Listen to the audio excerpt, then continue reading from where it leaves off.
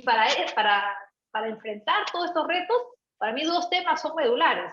Uno, el tema político. Oye, necesitamos realmente representantes que respondan a los intereses ciudadanos, ¿no? Y en ese sentido, varias correcciones por hacer. Y lo segundo es la meritocracia en la gestión pública, ¿no? Hacer que realmente, oye, o sea, más relevante es que el funcionario responda al interés del ciudadano que la estabilidad de su trabajo. Primero tiene que estar el que cumpla, digamos, en darle un buen servicio al ciudadano. Creo que estos dos son los elementos fundamentales y que tenemos que abordar a futuro, ¿no? ¿Y es abusiva una comparación ahora mismo, mirando el año que ha sucedido entre Vizcarra y Sagasti, considerando que Vizcarra gobernó más tiempo, Sagasti menos, los orígenes de Vizcarra, del poder de Vizcarra o de Sagasti, y finalmente los cargos que se le hacen a uno y a otro? ¿Es posible hacer esta comparación entre Vizcarra y Sagasti, Carlos? Ahora, ¿qué hubiese pasado si a Vizcarra no le tocaba la pandemia, no? Uy, mi conexión de internet falla. Si no hubiese tocado la pandemia, o sea, el Vizcarra de marzo era un Vizcarra triunfador, un Congreso que había sido elegido, todavía no había asumido, tenía una popularidad bastante alta, porque en eso sí fue bastante hábil, es decir, toda la tendencia de los últimos años ha sido presidentes con popularidad a la baja, fue el único que la subió, totalmente distinto. Llega la pandemia, efectivamente hay cosas que dependen de, cosas que no dependen de Vizcarra, cosas que sí, y en esas cosas que sí son las que uno le va sacando en cara, luego acaba fuera. Y cuando acaba fuera del gobierno, además van saliendo cosas, ¿no? Que van mellando su imagen, como no melló nada cuando fue presidente, ¿no? Ni siquiera que hayamos tenido la primera ola más grande del mundo, ni siquiera eso le fue tan políticamente, o sea, ni siquiera, digamos, o sea, mirando en la retrospectiva, que haya tenido la primera ola más grande del mundo no fue para él tan políticamente costoso como Richard Swing. Es ridículo, pero así fue. Ahora, ¿es posible comparar a ambos? Creo que sí, pero digamos, es cierto que claro, Sagasti tiene poco tiempo, pero también hay cosas que por un tema de temporalidad se le presentan favorablemente, como por ejemplo de las vacunas, ¿no? Del cual, como digo, no pudo sacar mucho rédito, no tanto por culpa suya. Pero un poco volviendo a la idea de fracaso, y perdón que me desvíe, claro, hablar más bien de lo positivo es bien difícil, ¿no? Es decir, yo también me pongo en el plan de, ¿y qué cosas positivas ha dejado esto?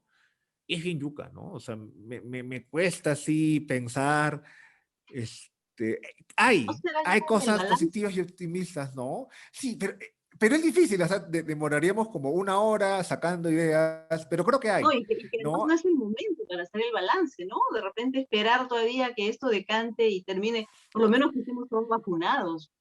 Balances. Hay comunicadores que dicen que hay una especie de esquizofrenia en las figuras de Vizcarra y Sagasti. Vizcarra es el malo que tiene buena imagen y Sagasti es el bueno, el ingenuo que tiene mala imagen. No sé si es que Maritza, Carlos, Elena piensan de esto. Pero mira, lo que pasa es que Vizcarra fue un fenómeno muy sui generis. O sea, lo que acaba de decir Carlos, que hubiera pasado si no hubiera enfrentado la pandemia, su popularidad era tan brutal que tuvo que venir golpe tras otro, ¿no? Swing y todos los demás escándalos para derrumbarlo, y finalmente lo derrumbaron a la mala, porque se fue con 70 y tantos% de popularidad. O sea, un gobernante expulsado que se va con 70%, es una cosa alucinante. Aprendió, porque además al principio era otra persona, pero fue aprendiendo estos gestos de psicología masiva, de frotarle el hombro a la gente, de hacerla sentir apapachada, y eso hacía que la gente lo quiera. Y como tú mismo has dicho, estábamos con la mayor cantidad de muertos por millón en el mundo, o sea, primeritos, podio que ya nos quitaron varios países, pero la gente seguía creyendo y seguía creyendo en la cuarentena. Yo recuerdo que la tercera o cuarta cuarentena, un montón de gente, o sea, todos nos dábamos cuenta, y de hecho yo en La Mula hice alguna videocolumna sobre eso, o sea, ya más cuarentenas, no, una cuarentena es para que afines políticas, para que, pucha, por lo menos ya empieces a hacer las medidas más focalizadas, más finas. No, seguíamos en la cuarentena brutal, de todos encerrados en su casa, aglomeraciones por todos lados, y la gente seguía pidiendo cuarentena. En cambio, a Sagasti no le aguantan nada. De hecho, la curva de popularidad lo dice, ¿no? A Sagasti, no solo por sus modales, pues tan señoriales y todo, pero yo creo que a la gente no le gusta su estilo, no sabe comunicar, no sabe mostrar liderazgo, y claro, muy lindo recita Vallejo, y usa un pañuelo muy fino, pero no lo sienten cercano, no lo sienten protector, y de eso yo después quisiera hablar del efecto de lo que la gente necesita en este momento. O sea, la gente está necesitando en este momento estabilidad. La gente de ahorita es como cuando sales de un resfrío y alguien viene y te dice, ¿sabes qué? Y estoy hablando ya de los políticos, te dicen, ven, trotemos para que te pongas fuerte, y tú dices, no, yo quiero estar en mi camita con mi sopita de pollo. Entonces la gente está en ese momento y creo que no le están dando ese sentirse protegido, y ningún candidato se lo está dando, ¿no? Y ahí viene, por ejemplo, el riesgo de los extremismos. Por un lado, el discurso ultraderechista que te dice mano dura, ¿no? Cuando tú lo que quieres, lo último que quieres es mano dura, ¿no? Lo único que quieres es que te apapachen un poco, y de otro lado viene la izquierda que habla de cambios radicales, de extremos. Oye, ¿sabes qué? Estás enfermo, convaleciente, cambiémonos de casa, ¿no? Entonces, yo creo que Vizcarra jugó mejor con esa afectividad de la gente, y eso le está resultando, porque finalmente, salvo que lo inhabiliten, va a salir elegido, ¿no?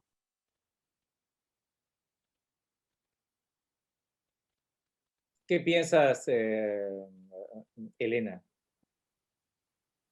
A ver, creo que este gobierno va a ser evaluado en función del proceso de vacunación. Casi que eso va a ser lo determinante, ¿no? Porque claro, uno puede decir, no, pero también está la neutralidad en el proceso electoral, digamos, el tema de un poco reactivación económica, pero creo que eso no se va a dar, digamos, tan rápido. Pues creo que lo medular va a ser la vacunación. Mal que bien, digamos, arrancamos el año con cero de contrato de vacuna, ¿no? O sea, Vizcarra ya se había vacunado y no había firmado ni medio contrato, ¿no?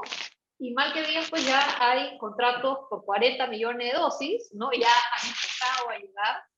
Claro, quisiéramos que sea mucho más rápido, ¿no? Pero también es difícil porque no sabemos pues las complejidades en el mundo, ¿no? Y estamos viendo que en Italia no dejaron salir un avión que se iba con vacunas a Australia, ¿no? Entonces, digamos, la dificultad mundial para el acceso a vacunas está, ¿no? Creo que, digamos, mi esperanza pues es que se pueda acelerar más, ¿no? Creo que todo, sobre todo, a mí la verdad que me conmueve, ¿no? Todos los mensajes, sobre todo de vacuna de las personas adultas mayores, ¿no? Yo creo que eso es lo que estamos todos esperando ahorita, que vacunen a los adultos mayores que tenemos cerca. Creo que eso es lo fundamental, ¿no? Y creo que ahí es que hay que poner, digamos, el foco, ¿no?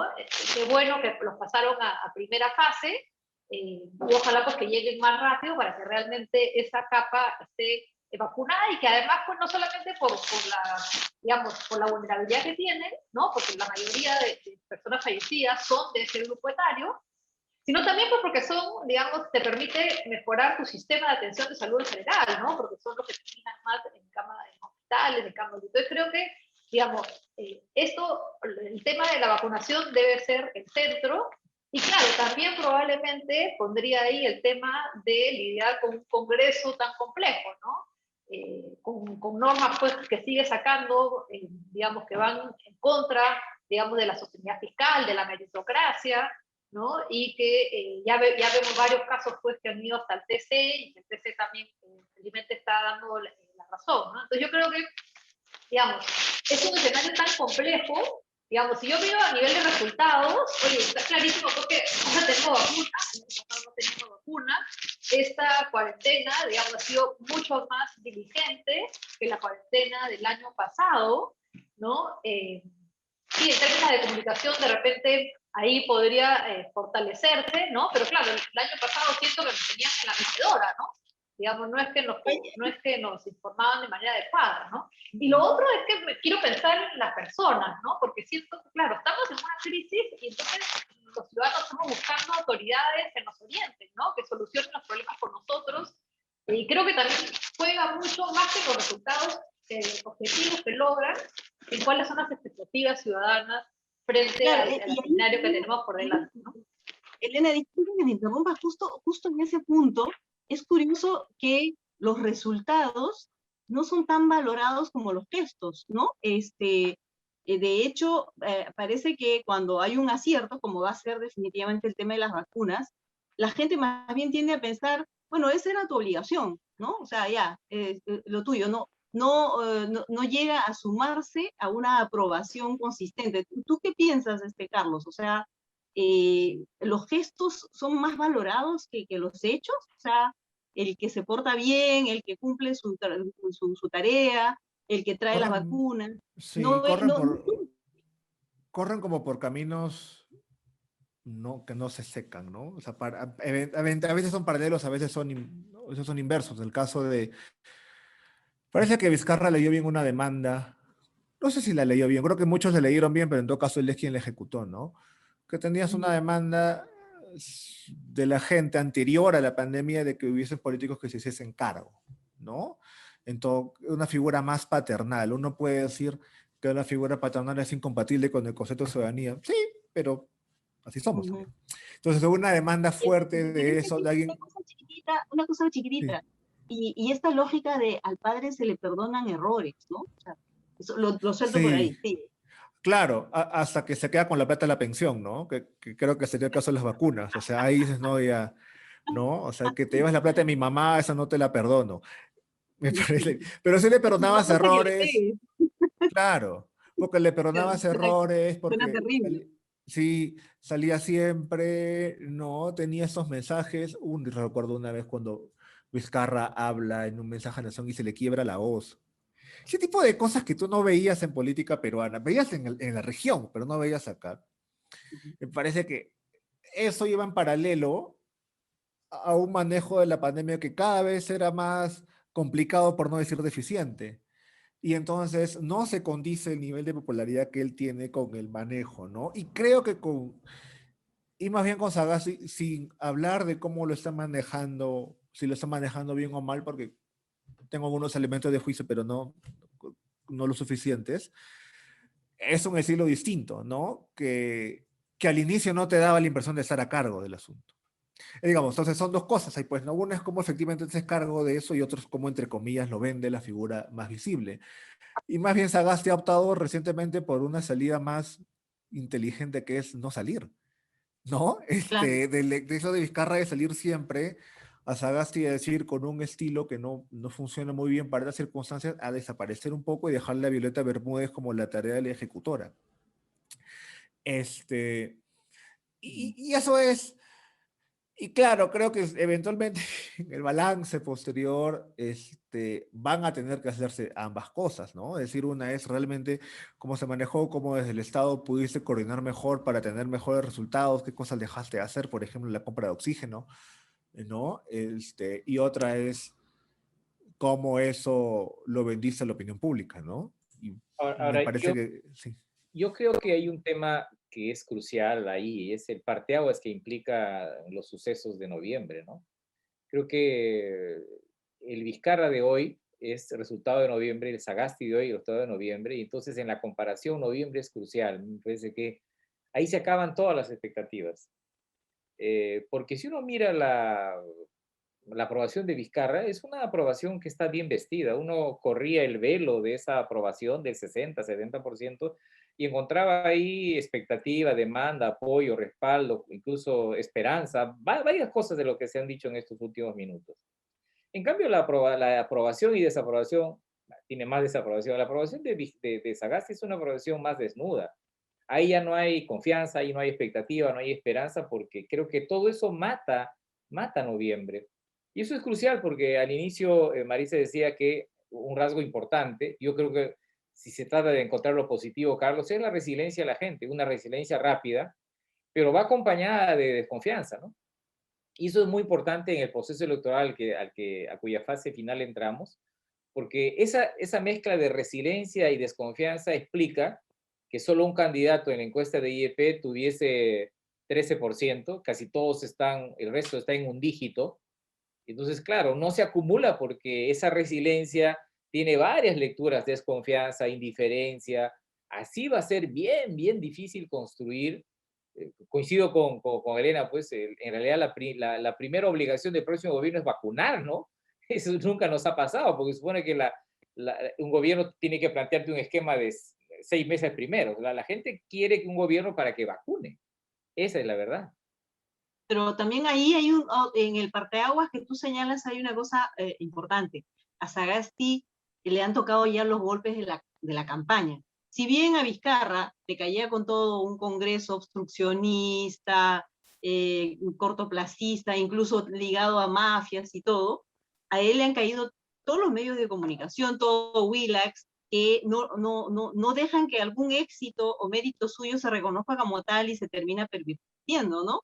Un ejemplo fue la vacunación, la primera vacunación que se hizo formal, ¿no? En la que tú veías a un montón de líderes de opinión diciendo lo contrario de lo que él hubiera esperado, ¿no? Se supone que su vacunación era simbólico para demostrar que la vacuna no hacía daño, porque en ese momento había la mitad de la población que no quería vacunarse, y sin embargo todos le caían por el otro significado, ¿no? Ah, claro, está usando de su privilegio, ¿por qué tiene que ser el primer vacunado? ¿Por qué el primer vacunado no es el viejito de 250 años en, no sé, en cama UCI?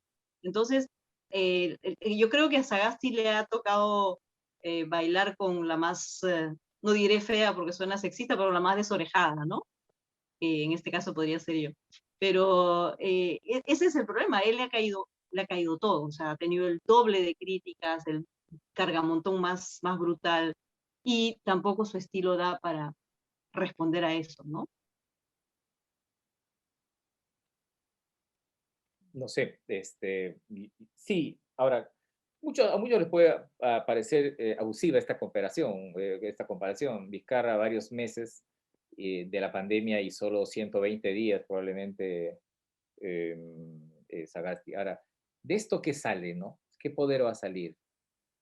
Quizás en este día estoy un poco pesimista, ¿no? Reconozco, pero tengo la impresión que de este proceso va a salir, no puede salir un buen poder.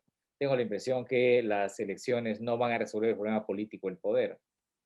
En broma y en serio digo, de repente esto no se resuelve en una primera y segunda vuelta. Quizás los peruanos vamos a necesitar una tercera vuelta el próximo año.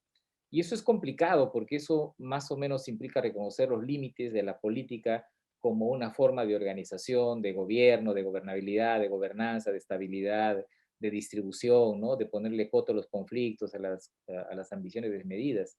Pero con candidatos que van a pasar a la segunda vuelta con 20 y 18%, probablemente salga un poderes muy precarios, ¿no? No sé si eso es pesimismo o no, pero claro, yo creo que es parte de Creo que balance el de la escenario, perspectiva. claro, creo que es complejo, ¿no? Creo, para comenzar, el Congreso va a ser fragmentado, ¿no? Digamos, de repente vamos a tener hasta 10 partidos políticos en el Congreso, ¿no? Esto ya de saque, pues, hace una situación más compleja, ¿no?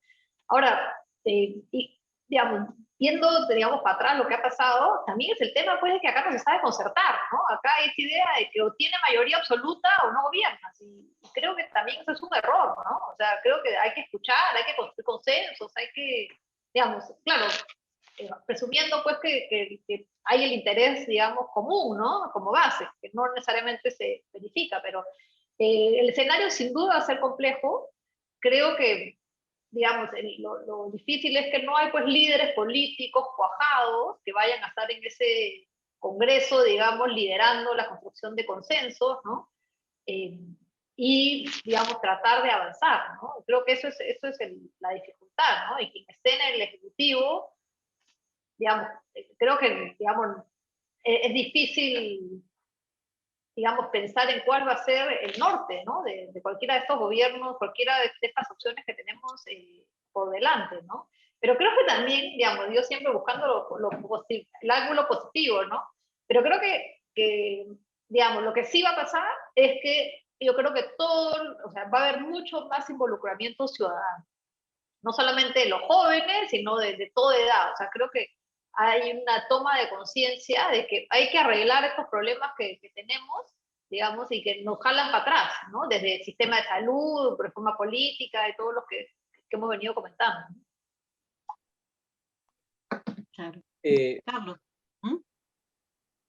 Sí, digamos, si uno va a ver cómo la respuesta política electoral se va a deprimir, ¿no? Entonces es como, o sea, si te quieres deprimir, piensa en cómo va a ser el resultado en abril y junio, que va a ser seguramente depresivo.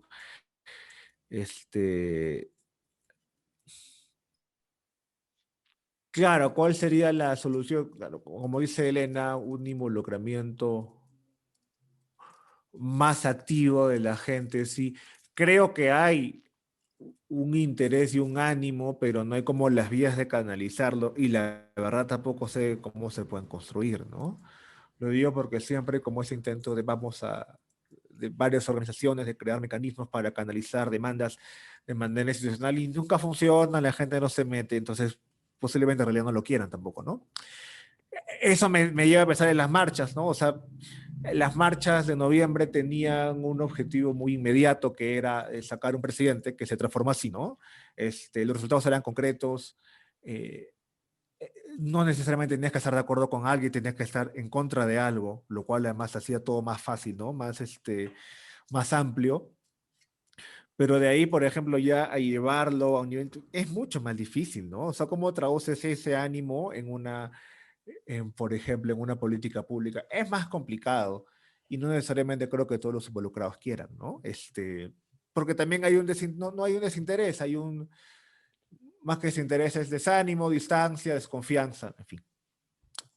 Eh, Esa es una duda que a mí me sigue, no sé si persiguiendo, ¿no? Pero en noviembre sí me preguntaban siempre, oye, ¿cómo crees que eso se va a resultar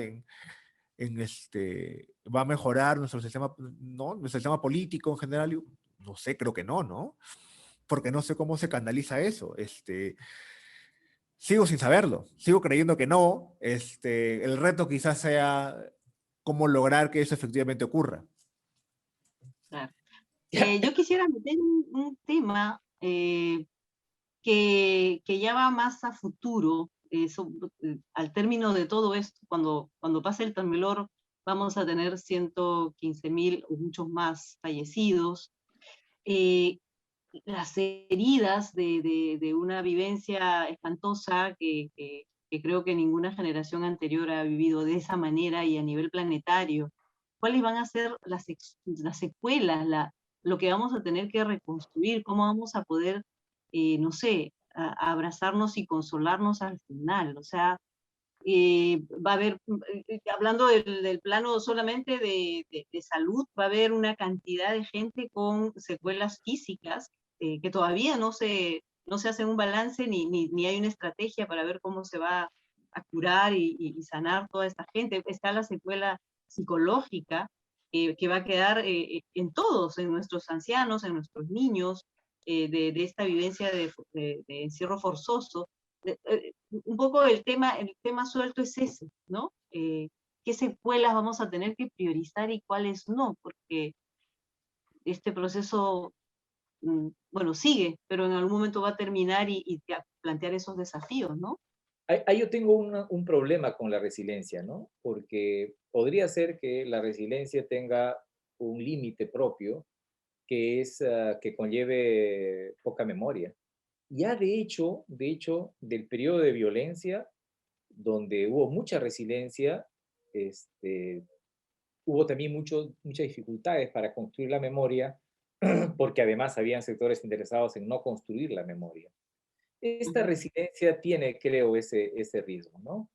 Es decir, que la resiliencia se alargue en una desconfianza infinita, la gente no se preocupe en participar en la lógica que plantea Elena, y entonces sí ahí tendríamos dificultades para acumular lecciones aprendidas.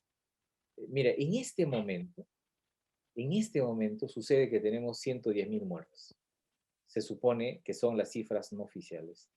Así Y al nadie- sistema, entendido como no solo instituciones, medios, relaciones, o sea, afectos, tradiciones, intercambios, o sea, el sistema no, no se le mueve un pelo.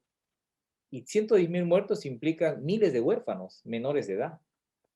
Y los muertos y los huérfanos no son objeto de la campaña electoral.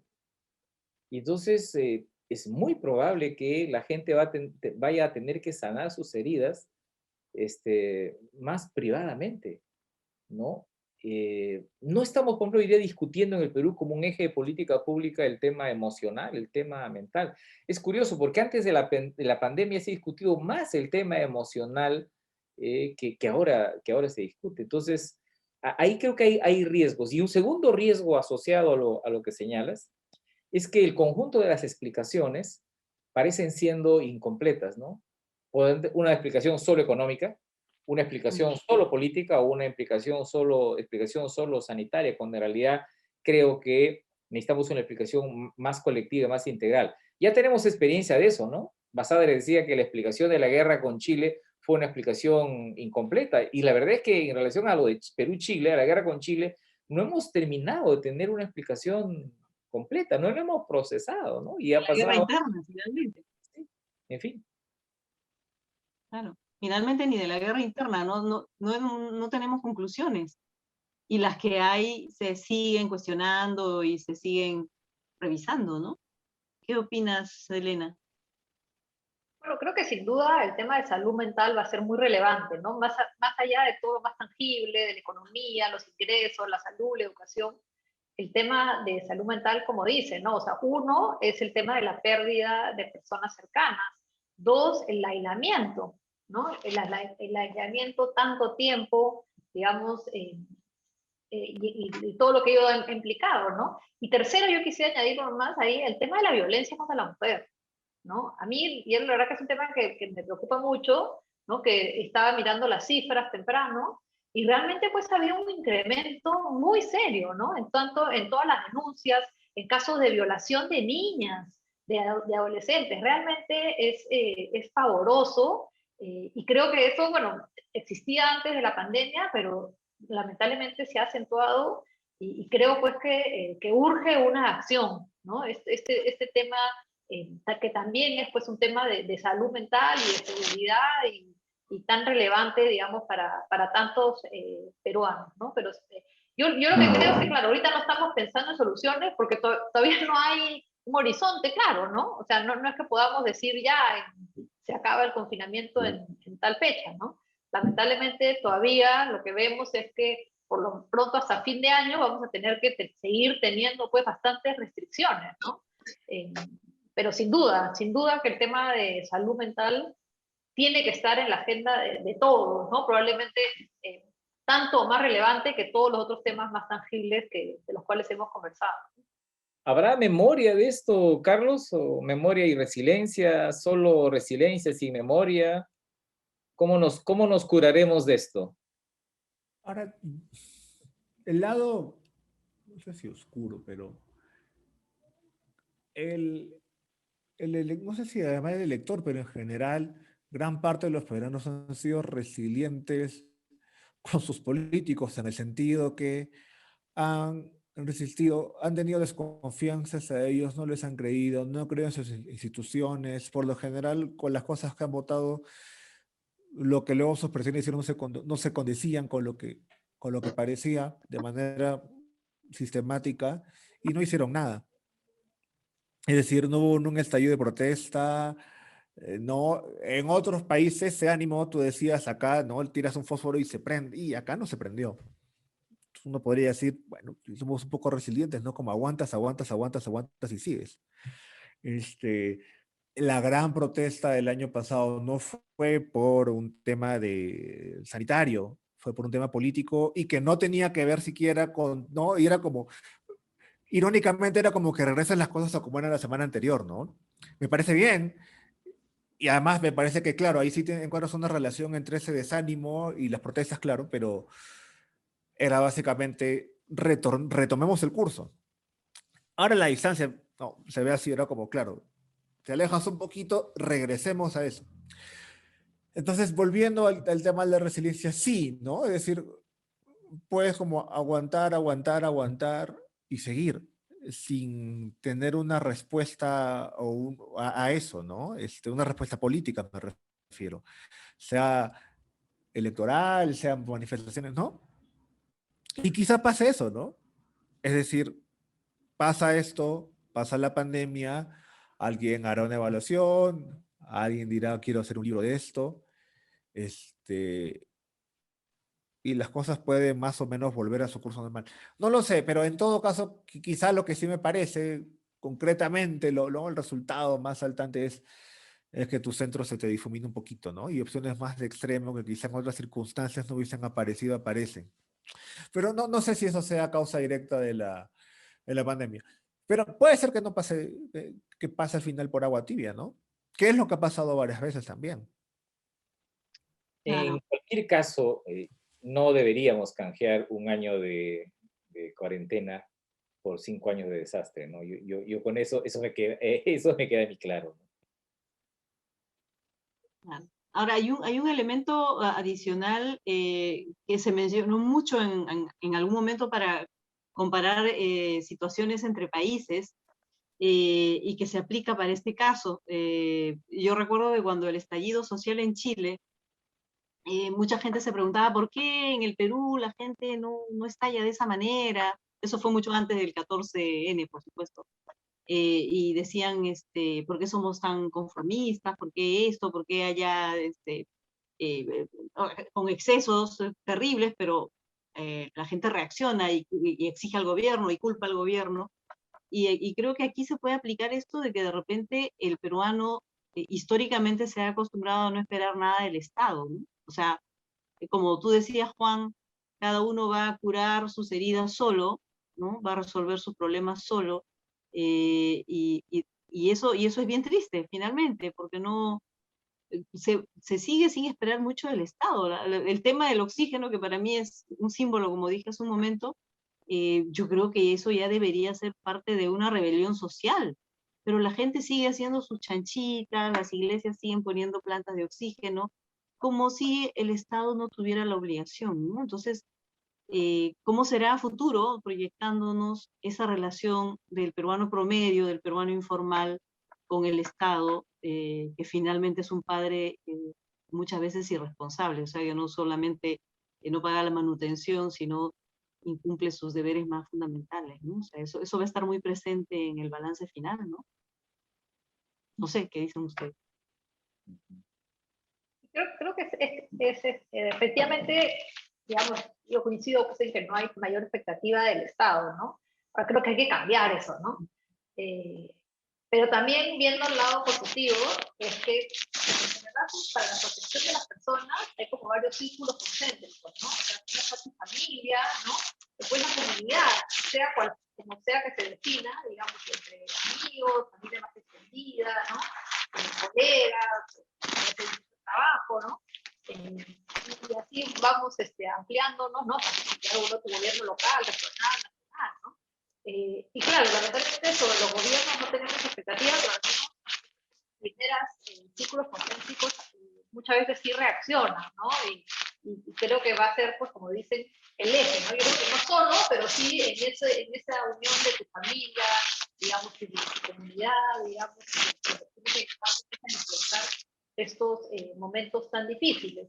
Pero, digamos, no podemos dejar, digamos, la bandera de que el Estado tiene que empezar a funcionar. O sea, realmente es, al menos a mí me espanta de que el Estado peruano, su presupuesto se ha multiplicado por 5 en los últimos 25 años, y parece un hoyo negro, ¿no? Metes plata y no salen mejores servicios. Entonces, realmente pues tenemos que modernizar para que esa plata, o sea, hay presupuesto, pero no resulta en oxígeno, como resalta Marisa, no resulta en tablets, no resulta, digamos, en vacunas oportunas, en respiradores, en fin, tantas otras cosas, ¿no? Yo creo que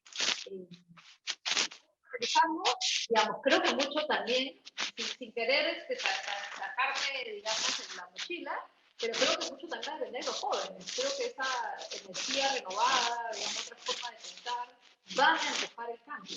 ¿no? Creo que es, digamos, donde hay más posibilidades, digamos, de que se cambie la forma de pensar, digamos, y eso encadene cambios, digamos, tanto a nivel de a lo político como a nivel de la gestión. ¿Tú, Carlos? Y hay una cosa es contradictoria, pero que siempre pasa, ¿no? Digamos, la opinión pública puede ser muy contradictoria, que es que la gente o un sector importante de la población demanda más del Estado, pero a la vez desconfía del Estado, ¿no? Entonces, aparentemente eso no se concilia, ¿no? Es decir, yo sé que lo voy a hacer mal, pero hazlo. Entonces, es un poco raro, pero hay esa... Y curiosamente no, pasó en inglés, ¿no? No es como hold accountable, ¿no? No le pide necesariamente rendición de cuentas, ¿no? Te molestas, te rayas, pero te desentiendes, ¿no?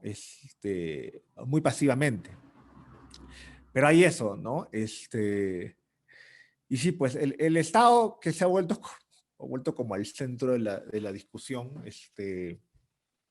queda pues ahí no flotando, ¿no? En el sentido que le pides cosas, pero le pides que no haga ciertas cosas, pero cuando lo hace, te desconfianza porque sabes que le va a hacer mal y luego dices en el fondo, bueno, pero yo esperaba que le iba a hacer mal, pero igual lo prefieres que haga y además en el aspecto sanitario concretamente se ha también como que reforzado cierta desconfianza en los privados que el Congreso además se ha encargado de echarle fuego para obtener réditos políticos para sí, ¿no? Que más no los ha obtenido, para colmo, ¿no? Han aprobado leyes, han hecho campañas y al final igual sigue siendo uno de los peores congresos en niveles de aprobación que hemos tenido en los últimos 20 años. Eso va a quedar seguramente por los balances como un tema pendiente, ¿no? Y no sé cómo se va a solucionar. Al menos en el corto plazo, nuevamente esto va seguramente, digamos, ya desde ahora que se supone que la campaña ha empezado con las encuestas de ayer, con las variadas encuestas de ayer, eso va a ser como, ya se siente cada vez menos responsabilidad del gobierno de Sagasti en estas cosas, ¿no? Es como ya sabes que esto poco a poco se lo están empaquetando para el siguiente gobierno. Y vamos a ver si eventualmente, ¿no? Reconstruyen esta relación. Yo tiendo a pensar que va a ser muy difícil, ¿no? Pero voy a ocultar mi lado pesimista porque el pesimismo ha marcado la charla, entonces voy a quedar callado ahí, no voy a decir ningún balance, ningún comentario extra. Bueno, muchas gracias. En realidad hemos hecho una bonita revista. Les agradezco por haber participado en este primer programa de 2 y 2 de Pata Amarilla. Gracias, Maritza, como anfitriona. Gracias, Carlos. Gracias, Elena, por su tiempo y su sagacidad. Perdonen el tono pesimista de este señor, pero generalmente soy optimista, pero bueno, ahí vamos. Esperemos más encuestas y más a pronto. Muchas gracias. Gracias. Un gusto, nos vemos. Gracias a ustedes, nos vemos.